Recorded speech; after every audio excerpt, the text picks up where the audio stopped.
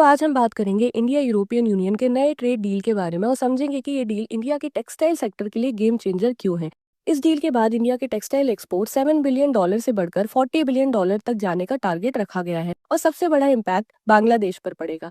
European union 27 countries का block है और दुनिया का सबसे बड़ा टेक्सटाइल इंपोर्टर है। हर साल यूरोपियन यूनियन लगभग $250 बिलियन का टेक्सटाइल और गारमेंट्स इंपोर्ट करता है। यहाँ हाई क्वालिटी प्रोडक्ट्स चलते हैं, प्राइसेस बेटर मिलते हैं और डिमांड स्टेबल रहती है। इसलिए यूरोपियन यूनियन मार्केट हर एक्सपोर्टर कंट्री के लिए गोल्ड माइन है। यहाँ पर एक इम्पोर्टेंट पॉइंट समझना जरूरी है। इंडिया के पास रॉ मटेरियल है, लेबर है और प्रोडक्शन कैपेसिटी है। फिर भी प्रॉब्लम थी टैरिफ्स की। यूरोपियन यूनियन इंडिया के टेक्सटाइल पर 9 to 12% इम्पोर्ट ड्यूटी लगाता था। मतलब ₹100 का गारमेंट यूरोपियन यूनियन में जाकर 112 का हो जाता था और buyers naturally cheaper option choose करते थे। बांग्लादेश को यूरोपियन यूनियन में जीरो ड्यूटी एसेस मिलता था क्योंकि वो लीस्ट डेवलप कंट्री है। इस स्कीम का नाम है एवरीथिंग बट आर्म्स। इस वजह से बांग्लादेश के गारमेंट सस्ते पड़े और आज वो यूरोपियन यूनियन को लगभग $30 बिलियन के क्लोज एक्सपोर्ट करता है। इसलिए इंडिया यहाँ पर मार्केट लूज करता गया। अब गेम यहीं से पलटता है। नए ट्रेड डील के बाद इंडियन टेक्सटाइल पर जीरो टैरिफ लगेगा। मतलब जो 9 to 12% का डिसएडवांटेज था वो कम्प्लीटली खत्म हो जाएगा और इसीलिए गवर्नमेंट का टारगेट है इंडिया के टेक्सटाइल एक्सपोर्ट को $7 बिलियन से $40 बिलियन